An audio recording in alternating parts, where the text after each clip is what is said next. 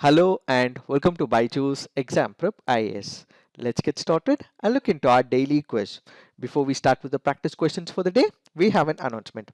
The much awaited Crash Course Target Prelims 2023 is starting from 1st of March 2023.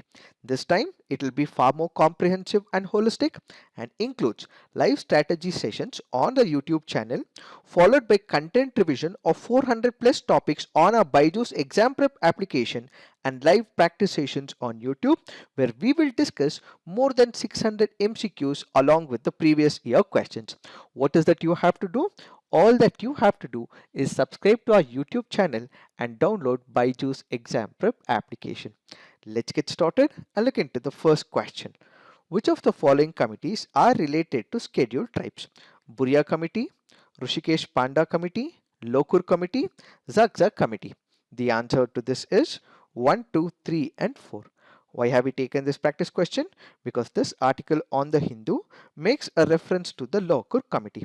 The Lokur Committee was appointed back in the year 1965. Why was it appointed?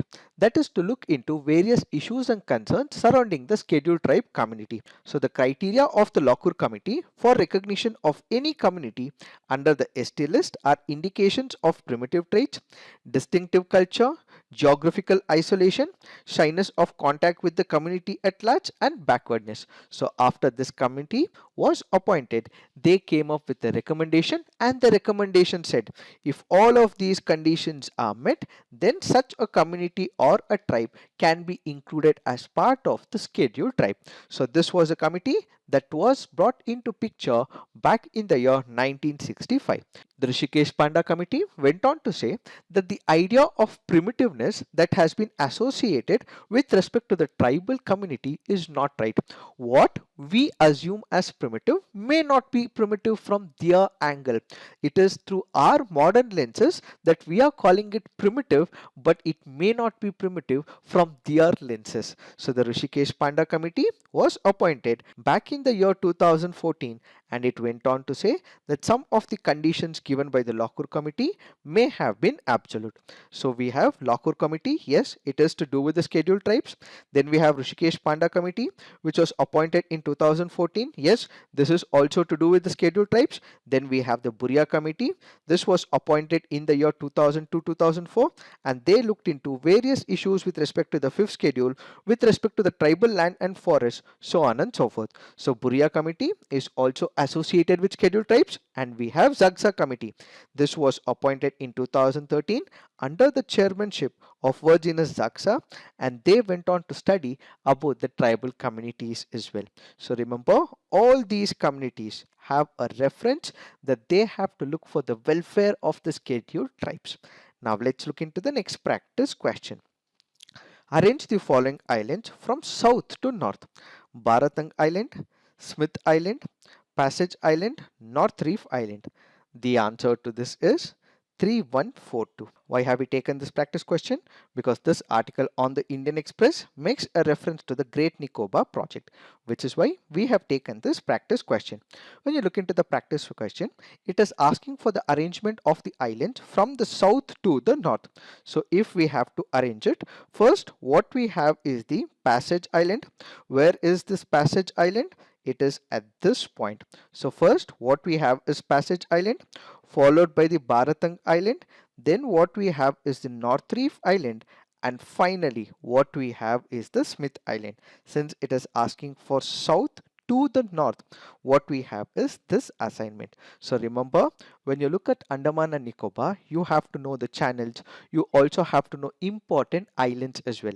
As part of the assignment, you have to put on the comment section that there were few islands whose names were changed by the government of India. Which are these islands whose names were changed, and what are these changed names is what you have to put on the comment section. Now let's look into the next practice question. With respect to Prasar Bharati, which of the following statements are correct? Prasar Bharati is a statutory autonomous body. The general superintendence, direction and management of the affairs of the Prasar Bharati are vested in the Secretary of Ministry of Information and Broadcasting. Which of the statements are correct? The answer to this is one only. Why have we taken this practice question? Because this article on the Indian Express makes a reference to the Prasar Bharati, which is why we have taken this practice question. When you look into the first statement, yes, Prasar Bharati happens to be a statutory autonomous body, and this happens to be India's state-owned public broadcaster as well, and this is a statutory autonomous body which is set up by an act of the parliament, comprises of Doordarshan television network. It also has Akashvani All India Radio as well. So the first statement is right. But when you look into the second statement, the general superintendent's direction and management of affairs of Prasar Bharati are vested in the Secretary of Ministry of Information and Broadcasting. This statement is wrong. It is with the Prasar Bharati board, which is headed by chairman and comprises of the executive member, the member of finance, the member of personnel, 6 part-time members, a representative of the Ministry of Information and Broadcasting, and the directors of general of All India Radio and Doordarshan as ex officio members. The chairman is a part-time member with a 3-year tenure subject to the age limit of 70 years. The chief executive officer has a tenure of 5 years subject to age limit of 65 years for the member of finance, and member personnel are whole-time members with a 6-year tenure subject to the age limit of 62 years. So it is not the secretary, but instead it happens to be the Prasar Bharati board. As part of the assignment, you have to put on the comment section where is the headquarters of Prasar Bharati. So what are the objectives or the functions discharged by the Prasar Bharati? They have to uphold the unity and integrity of the country and the values enshrined in the constitution. Whenever a program is being telecasted on their modules like Doordarshan or the All India Radio, they have to safeguard the citizens' right to be informed freely, truthfully and objectively on all matters of public interest. They have to pay special attention to the fields of education, spread literacy, agriculture, rural development, environment, health and family welfare, science and technology in their programs that is telecasted, providing adequate coverage to the diverse cultures, languages of various regions of the country by broadcasting appropriate programs, providing adequate coverage to sports and games so as to encourage healthy competition and spirit of sportsmanship. These are some of the functions and the objectives that they have to meet whenever they're telecasting a program. Now let's look into the next practice question. Consider the following statements with respect to ALMA telescope. It is an interferometric radio telescope at the Dominion Radio Astrophysical Observatory in British Columbia, Canada. It consists of 4 antennas consisting of 100 into 200 cylindrical parabolic reflectors with 1024 dual polarization radio receivers suspended on support above them. It is a superior instrument for observing the phenomenon of fast radio bursts. Which of the statements given above are correct? The answer to this is none. Why have we taken this practice question? Because this article on the Indian Express makes a reference to the ALMA telescope.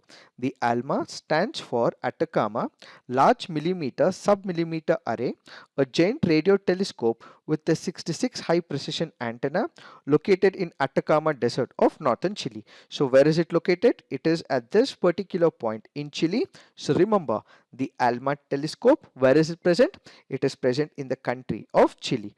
What does it study? ALMA studies celestial objects at millimeter and submillimeter wavelengths that can penetrate through the dust clouds and help astronomers examine dim and distant galaxies and stars. Why was Atacama Desert selected? That is because it is situated at an altitude of more than 5,000 meters above the sea level on the Chagnantur Plateau in Chile's Atacama Desert. So remember, they can ask you another question, which is Chagnantur Plateau, recently seen in news, is part of which country? Remember, it is part of Chile.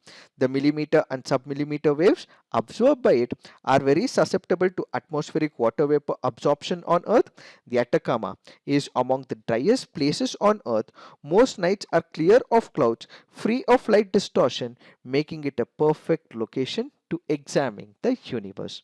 Now let's look into the next practice question. The first factory for restricting the working hours of women and children and authorizing local government to make necessary rules was adopted during the tenure of Lord Lytton, Bentinck, Ripon, Canning. The answer to this is Lord Ripon. Now let's look into the fact of the day. The fact of the day for today's discussion is caveat. Let us try and understand what is this concept of caveat. When we speak about caveat, it is mentioned in the code of the civil procedure. But is it defined? It is not defined in the code of the civil procedure, but it finds its mention in the code of the civil procedure. The word caveat basically is derived from a Latin word which means to be aware of. In other words, a caveat can also be said as a caution or a warning given by one of the parties to the court of law not to take any action or grant any relief to the applicant without notice or intimation being given to the party lodging the caveat. Let me explain this with the help of an example. Let's say we have one of the property disputes. In this property dispute, we have party 1 who goes to the court of law, files a case in the court of law. Party 2 becomes the respondent. The court looks into this entire evidences, it also looks into the document and ultimately passes its judgment in favor of party 1.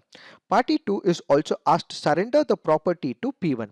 But P1, that is party 1, also knows that P2 might go on an appeal to the higher court. So party 1 now engages with the high court or the higher court and requests that whenever party 2 files an appeal, you immediately issue the same copy to us so that we are prepared, which basically means that it is asking the court of law to issue this copy to us so that you don't pass an ex parte decree. What is an ex parte decree? When it comes to the civil law, there can be one party and there can be another party as well. If the other party does not respond on time, if the other party does not come on time to the court of law, in that case, in all civil cases where the other party does not go on time, the court can issue a ex parte judgment, which means the other party, after giving suitable amount of time, still does not come to the court of law, so it issues a judgment in favor of one party when the other party has not arrived. In this case, the court issues a warning to party 1 that party 2 has filed for an appeal and ultimately prevents this ex parte judgment. That is what is called as caveat. The only place where the term caveat is expressly defined is in Calcutta High Court's ruling in Nirmal Chandra Datta versus Giridhar Narayan Roy. It defined caveat as a caution or warning, giving notice to the court not to issue any grant or take any step without notice being given to the party lodging the caveat. It is a precautionary measure taken against the grant of probate or letters of administration, as the case may be, by the person lodging the caveat. This was not part of the initial CPC but was inserted in 1976 after a recommendation from the Law Commission. It is this that we have to understand with respect to this topic. So this is it for today. Thank you for watching. All the best.